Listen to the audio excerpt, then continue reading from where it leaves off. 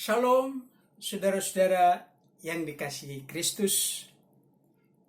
Ketemu kita dalam renungan harian GKI Kuitang hari ini, Senin 25 Mei 2020, bersama saya, Pendeta Emeritus Arti Sembiring. Firman Tuhan menjadi landasan renungan kita pada kesempatan ini, diambil dari Injil Matius 28 ayat 16 sampai 20. Karena perikop ini pendek, saya akan bacakan untuk kita demikian. Dan ke-11 murid itu berangkat ke Galilea, ke bukit yang telah ditunjukkan Yesus kepada mereka. Ketika melihat dia, mereka menyembahnya. Tetapi beberapa orang ragu-ragu. Yesus mendekati mereka dan berkata, "Kepadaku telah diberikan segala kuasa di sorga dan di bumi. Karena itu pergilah, jadikanlah semua bangsa muridku, dan baptislah mereka dalam nama Bapa dan Anak dan Roh Kudus.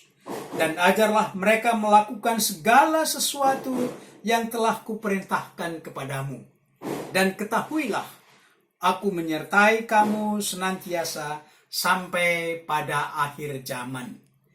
Saudara-saudara, menjadi pokok renungan kita dari ayat yang ke 18 berkata, "Kepadaku telah diberikan segala kuasa di sorga dan di bumi." Ini di ayat 18. Bacaan kita ini adalah kata perpisahan antara Tuhan Yesus dengan muridnya yang dicatat oleh Matius dalam Injilnya. Sehingga catatan ini cukup penting dan sangat berkesan. Bahkan disebut Great Commission, amanat agung. Menjadi perhatian kita pada kesempatan ini, yaitu masih dalam rangka perayaan kenaikan Tuhan Yesus ke sorga. Menjadi renungan kita masalah kekuasaan. Di mana-mana masalah kuasa ini menjadi satu perjuangan bagaimana merebut kekuasaan, bersaing untuk mendapat kekuasaan.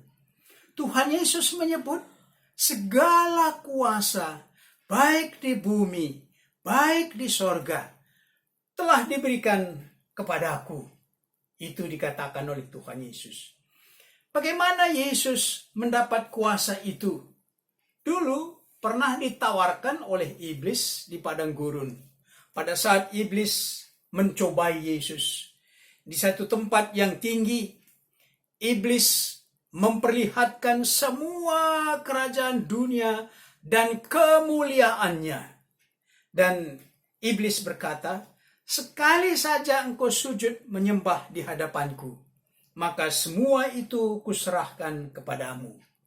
Dalam bacaan ini, Yesus menegaskan, "Kepadaku telah diberikan segala kuasa di sorga dan di bumi." Kuasa itu diterima oleh Yesus bukan dari iblis, tetapi dari Bapa. Sedang iblis telah dikalahkan oleh Yesus. Jadi, patut kita renungkan bagaimana Yesus mendapatkan kuasa ini di sorga dan di bumi. Ada suatu cerita di suatu gereja pada hari raya Paskah. Seorang koster gereja itu berusaha menurunkan salib yang ada di ruang gedung gereja di atas mimbar. Dan dia berhasil menurunkannya. Apa maksudnya menurunkan salib dari atas mimbar itu? Maksudnya supaya sukacita Paskah nyata. Yesus sudah bangkit, sehingga dia berusaha menghilangkan tanda-tanda sengsara Kristus. Karena salib itu telah membuat satu trauma bagi dia, yaitu Yesus sangat menderita. Namun, sebelum ibadah dimulai, pastor masuk ke gereja dan dia melihat kemana salib di atas mimbar. Dia bertanya-tanya, "Di mana salib itu?" Di mana salib yang di atas mimbar? Kemudian koster dipanggil dan pastor itu bertanya, di mana salib yang besar itu? Koster mengatakan, salib itu saya sudah turunkan, Bapak Pastor. Kan hari ini hari Paskah, Tuhan Yesus sudah bangkit. Jadi derita itu saya turunkan. Pastor itu geleng-geleng kepala dan ada satu kewajiban yang dirasakan oleh Bapak Pastor ini untuk menjelaskan apa makna salib itu.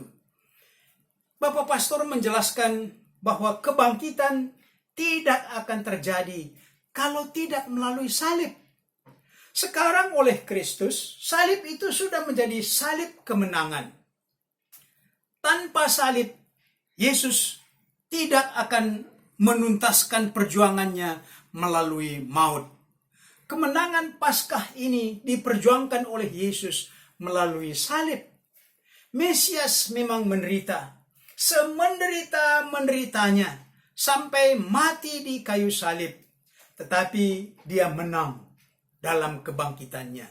Jadi salib derita itu telah dirubahnya menjadi salib kejayaan, salib kemenangan. Maka salib itu yang telah diturunkan oleh koster itu dinaikkan kembali dengan penuh sukacita. Maut sudah kalah, perjuangan Yesus berhasil sempurna. Untuk itulah dia diutus, maka patutlah dia dimuliakan, disanjung. Bagaikan seorang atlet yang menerima medali kejuaraan. Itulah makna Paskah. Dan Paskah ini berlanjut. Kelanjutannya ialah Yesus naik ke sorga. Untuk apa dia naik ke sorga? Untuk menerima kemuliaan, kuasa, mahkota, mahkota kemuliaan, mahkota kemenangan yang diteguhkan, yang diberikan kepadanya. Pada hari Kamis yang lalu, kita sudah merayakan hari kenaikan Yesus ke sorga. Kenaikan itu adalah suatu pelantikan, suatu pengukuhan sebagai pemenang, yaitu raja untuk memegang kuasa di sorga dan di bumi. Saudara-saudara, Stefanus yang dirajam dengan batu dalam kesaksiannya sebelum dia menghembuskan nafas terakhir, dia berkata, sungguh aku melihat langit terbuka dan anak manusia berdiri di sebelah kanan Allah.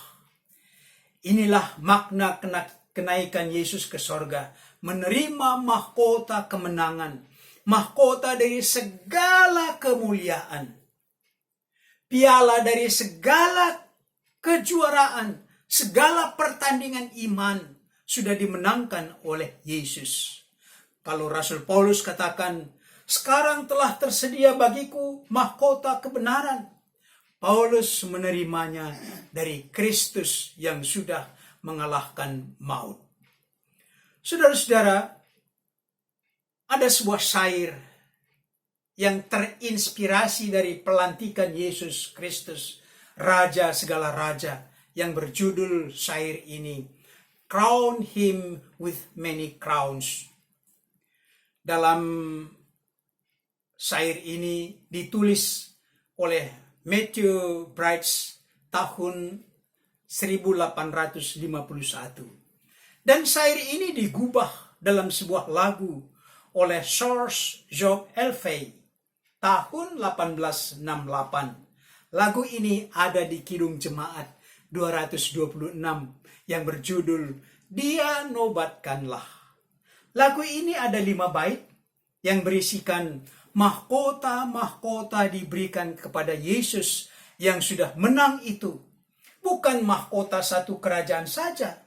Bukan mahkota dari satu persaingan seperti mahkota ratu kecantikan sejagat. Walaupun mahkota itu sulit mendapatnya, harus menyisihkan mungkin ratusan persaingan. Mahkota itu bukan seperti mahkota Abang Jakarta, yang berarti sudah menyisihkan saingannya sekian puluh orang, sehingga mendapat mahkota sebagai Abang Jakarta. Dalam Kidung Jemaat tadi, di bait 1, berkata, dia nobatkanlah sang Raja Penebus. Dia nobatkanlah sang Raja Penebus. Ini ayat 1. Yaitu dia dinobatkan atau menerima mahkota sebagai Raja Penebus. Tetapi tidak cukup satu mahkota itu. Di bait 2 berbunyi, dia nobatkanlah pengasih abadi. Yang kedua, akan menerima mahkota pengasih abadi. Tidak cukup juga. Dia menerima mahkota yang berikut. Di bait 3 dikatakan, dia nobatkanlah Raja Sejahtera. Dia nobatkanlah Raja Sejahtera. Belum cukup sebagai Raja Sejahtera. Bait keempat berbunyi, dia nobatkanlah sang Raja hidupmu. Hidupmu. Belum cukup juga. Dalam syair ini, di ayat yang kelima, berbunyi, dia nobatkanlah sang Raja yang baka. Dia nobatkanlah sang Raja yang baka. Sudah 5 mahkota, saudara-saudara.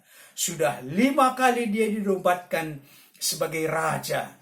Merujuk kepada apa yang disebut oleh Nabi Yesaya.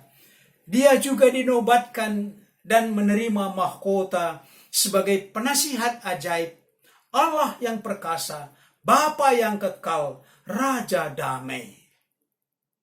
Itulah sebabnya Yesus mengatakan, kepadaku telah diberikan segala kuasa di sorga dan di bumi. Sekarang tiba giliran kita, saya dan saudara. Mahkota apa yang kita persembahkan kepada Yesus? Sebagai apa kita nobatkan dia? Sebagai apa Yesus bagi kita yang tidak ada bandingnya dengan apapun yang kita temukan di dalam kehidupan ini. Segala mahkota sebagai tanda kekuasaan baik di sorga dan di bumi telah dikenakan kepada Kristus. Menjadi giliran kita sekarang, mahkota apa yang kita berikan kepadanya yang tidak kita temukan dalam kuasa apapun, dalam hal apapun, tapi kita hanya temukan di dalam Kristus yang akan kita berikan mahkota kepada Kristus dari kehidupan kita. Mari saudara-saudara, kita renungkan, kita berikan mahkota apa? Dia menjadi andalan kita. Dia menjadi backing kita menghadapi segala situasi dalam kehidupan ini. Dia sumber kehidupan kita, sumber kesehatan kita, penasihat ajaib bagi kita, teman seperjalanan melintasi segala lorong kehidupan ini, baik sebelum pandemi COVID-19, baik pada saat ini merebaknya COVID-19, maupun nanti pasca pandemi COVID-19, dia tetap menjadi andalan bagi kita. Karena akhirnya Yesus berkata, aku menyertai kamu sampai akhir zaman. Amin. Mari kita berdoa. Bapa dalam Kristus Yesus, Raja di sorga dan di bumi, yang menjadi andalan kami sekarang sampai kekal. Karena itu kami berdoa memohon agar gereja Tuhan mampu melaksanakan pelayanannya menjadi garam dan terang dunia. Kami berdoa untuk pemerintah kami agar dikaruniakan hikmat oleh Bapa di sorga dalam rangka menghentikan wabah COVID-19 khususnya di negeri kami. Kami berdoa untuk pekerja di garda depan menangani para korban pandemik COVID-19, baik di rumah sakit, baik di rumah mereka, agar mendapat perlindungan dari Tuhan. Kami berdoa untuk kehidupan kami hari ini, agar dalam pimpinan Roh Kudus kami mencari apa yang baik, memuliakan Tuhan, jauhkan kami dari mara bahaya. Demikianlah doa kami yang kami panjatkan ini kepada Bapa di sorga, melalui Sang Pengantara kami, Yesus Kristus Tuhan kami. Amin.